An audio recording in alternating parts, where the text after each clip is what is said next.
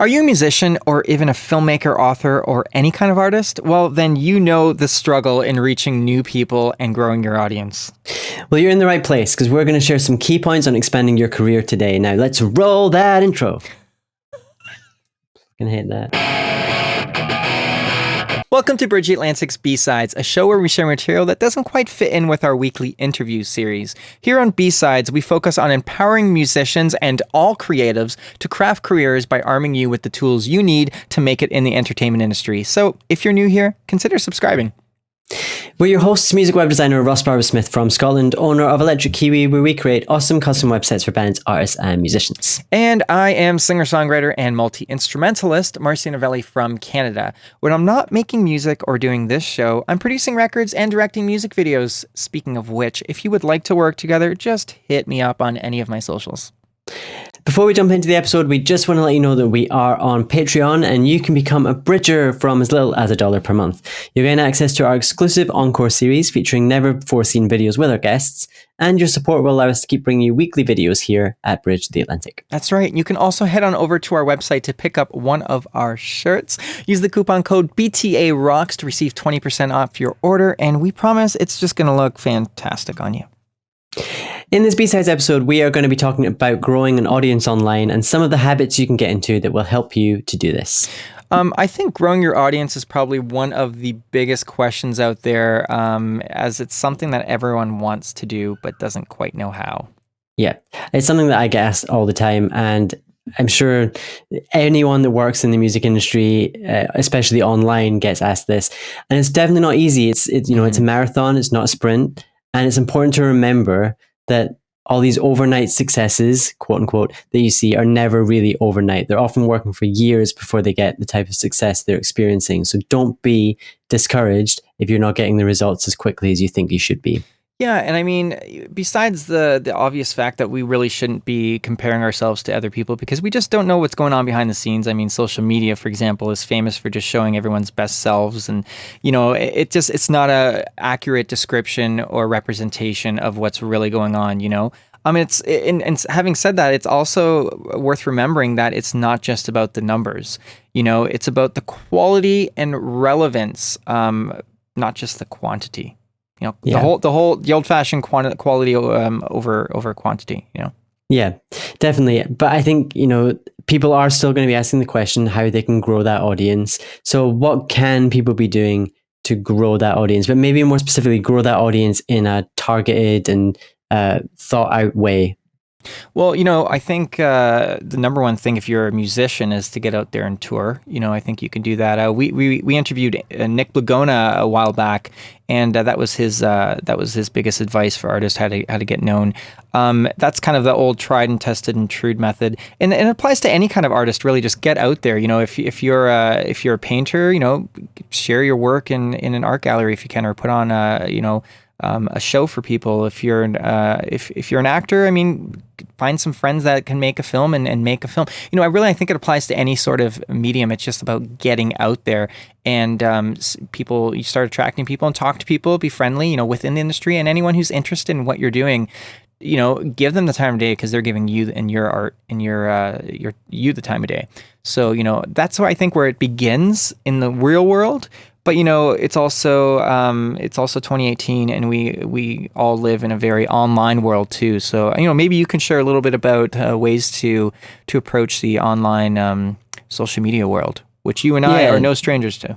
We're no strangers to that world. I mean, obviously, being a web designer, I would say have a website, but that was one of the kind of key things. But you might not be ready for that at this stage. So I would say social media is definitely one of the important things. It's a great way to meet people, and it's a great way to direct people to your work, whether that's film, whether it's music, or whatever it is that you do. Social media is so important, but it's really about trying to find the right people and connecting with them on a one-to-one level, because people want to feel that they are connecting with a human, and they're more likely to support you, I think, if they feel that they've got some kind of connection with you.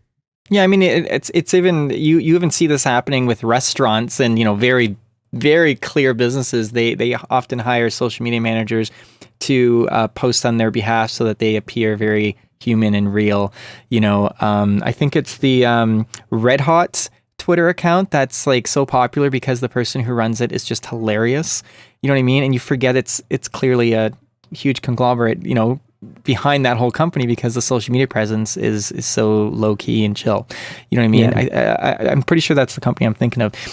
But social media it's hugely important, and it's a huge tool for us today too, because when you can't get out there, or in the times that you aren't out there in the real world, I mean, you have the entire world at your fingertips. You can be laying back on the couch and finding new people. You know what I mean? And it's important, like I said, once you do have people's attention, it's about providing them with a steady flow of content, to keep them interested and engaged. And the engagement is definitely incredibly important. And I think some ways that you can do that are maybe not only sharing content that is related to your music or art, but your personal self as well. Like, people want to get to know you. This is the world we live in today. We want to know who you are. You got to think, what do you want from your favorite artists? I know I want to know them. I want to feel like they're a friend of mine. You know what I mean? Obviously they're not, but you want to feel like you know them on a more personal level, because it gives more backstory, I guess, to their own work. It makes you feel like more invested in them and their career. Yeah, definitely. And I can say that, there's been artists that I've communicated with, and I feel so much more. I want to support them so much more because I know who they are. I know what their values are. I know what they stand for. And it just really does help to build that kind of genuine connection and relationship. And I think that's what everyone, if you're trying to reach a new audience or grow your audience, you need to be thinking of it in that kind of level. But, I think being consistent with whatever you're doing, like, us on this show, for example, we post an interview or an episode or a B-sides episode or something at least once a week. We have not missed a week. I think maybe once in 3.5 years, or, but we post every single week. Come hell or high water, we do it, and we feel like we wouldn't feel right if we weren't consistent on that, and I think I want to head on over to our buddy Damian Keyes. He had some things to say, particularly on consistency and some advice on, getting out there, reaching new people and growing your audience. Yeah, he did. So we asked Damian to share some of the common questions that he gets asked and what his answers to those questions would be. So yeah, let's go on over and see what he had to say.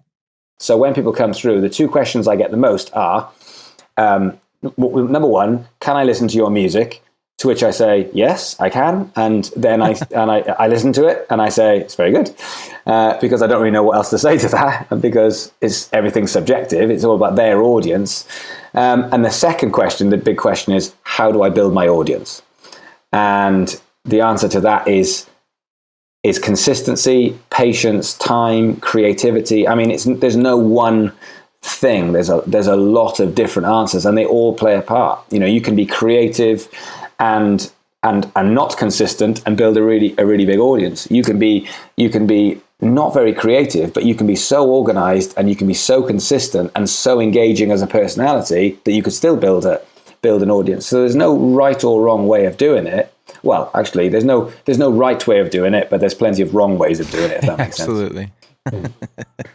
I can relate to so much of this as a musician, singer-songwriter myself, but I think even as podcasters, Ross, you and I can, we started this it's nearing about 3 years ago, actually. Yeah, I was reminded of that on LinkedIn the other day, and I was like, wow, that's scary. Unbelievably scary. We launched a couple months after, but we started this 3 years ago this summer.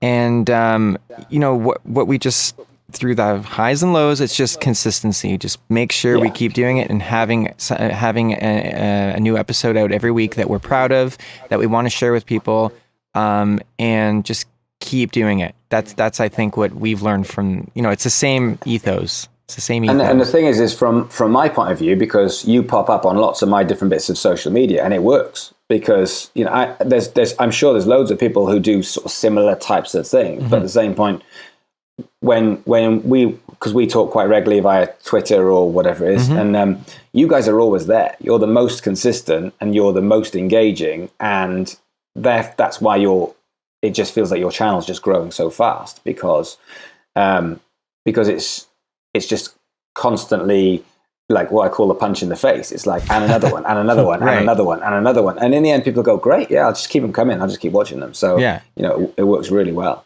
Cool. Yeah, some really great advice from Damian there. Yeah, and it's really interesting that he commented on consistency, as that's something a few people have said about us. Yeah, and you said it before we jumped into the segment, Yeah. but our guest Patrice from the Baseline Group, she's commented to me quite a few times about how she's been impressed by our consistency and how we're always popping up on her socials, and she sees that there's lots of stuff going on. And I do think that makes a difference because people can see that we are active and we're doing a lot of stuff. Yeah, I think it's one of the reasons why we've been able to grow. Definitely going back to that whole idea that it's a marathon, not a sprint. I think this show in itself has been a real representation of that. We have not just grown overnight. It's been a real long, slow, steady growth, but it's never been a drop. It's always been upward, which is what keeps us going because, doing anything creative or, whether it's music, film, or podcast, web show like this, there are going to be moments where you're just like, can we keep doing this? And I think everyone can relate to that. Any creative can relate to that, but just focus on that growth. Even if it's 1, 2, 5 people new that, discovered you that month, focus on that because that's only going to multiply. But it's also important, I think I just want to add in here, not just being consistent, but also consistently looking for ways to upgrade what you're doing, to make it better, and to take people's feedback, and to keep reevaluating what you're doing. I think if you take a look at our show, just to use that as an example again, from the beginning to now, and if you watch the first episode to now, oh my gosh, you would see such a difference because there's things that, that we've noticed that we've wanted to improve over time. One of the number one things is length. Some of our interviews used to go on to about an hour. I think it's important to always reevaluate what you're doing. And as an artist and as a musician, it's the same thing. What I'm putting out there, what's the response it's getting? Well, don't be afraid to try something a little bit different, and see what you kind of get back from that. And, there is no roadmap in the creative world. There's just no roadmap, especially as a musician, especially not today as a musician. And you just have to maybe, look around at some of your peers, see what some of your favorite artists are doing. Ask yourself what you want from your favorite artists and what do you like that they do, what do you kind of shrug your shoulders at what they do, and put that into what you're doing. Yeah, take all the best pieces and use them, and the bits that you don't like, just discard them. And don't be afraid to reach out to people. I think a lot of artists kind of would like the idea of being sort of a mentor kind of figure, or, offer some advice, because I think, we all start at the same kind of point, and a lot of people are very willing to share their advice. So don't be afraid to reach out. That's right. You and I are willing to do that. If you head on over to our Patreon, Ross and I are now offering one-on-one consultations to help you grow your career. So definitely go check that out. We want to speak to you, so don't be afraid to reach out to us. Send us a tweet or message us wherever, and maybe we can set that up. Yeah, and I think that's probably a good place for us to wrap this one up. Definitely. We'd love to hear your thoughts on what's been working for you. If there's anything that you'd like to cover, you'd like us to cover on future episodes of B-Sides, just hit us up. Yeah, you can find us on Twitter, Facebook, and Instagram. And don't forget to visit our website and pick up one of these shirts while you're there. That's right. As for me, personally, I'm working on a new solo album, and you can check that. You can check out my music on Spotify and iTunes and just about everywhere and anywhere you like to stream or download music. Follow me on Facebook, Instagram, and Twitter, which are all my name, Marcio Novelli. And I'm working on websites for various artists at the moment. You can check out my work at electrickiwi.co.uk. You'll find me on Twitter and Instagram as Electric Kiwi, and on Facebook, Electric Kiwi Design. That's right. This episode was brought to you by Social Surge, your source for social media marketing and online music promotion. All links are in the description, so please check them out because they do what, Russ? They keep the show alive. And if you would like to sponsor the show, visit patreon.com/bridgetheatlantic. We recently updated our rewards, which now include sponsorship at the start of our interviews, an opportunity for you to co-host an episode of Bridge the Atlantic, and of course, gain access to, Marcio's very excited, our new Encore series. Encore! That wasn't rehearsed, by the way. Make sure to subscribe on YouTube so you don't miss any episodes. Leave us a comment and let us know what you think of the show. I won't ever get less excited about our You can't contain it. No, you just can't contain it. It's an encore. It's our patron only exclusive series. It's amazing. When you become a patron and you join us on there, which you become an official Bridger, you get to watch this show that's only for our patrons, and it's 5 to 10 minute episodes. Usually closer to 10 minutes with a lot of very important, potent information. Anyway, that's it for B-Sides. We'll be back next week with a brand new interview. Yeah, and make sure to catch new B-Sides episodes on the last Tuesday of every month. We'll see you later, guys. Bye.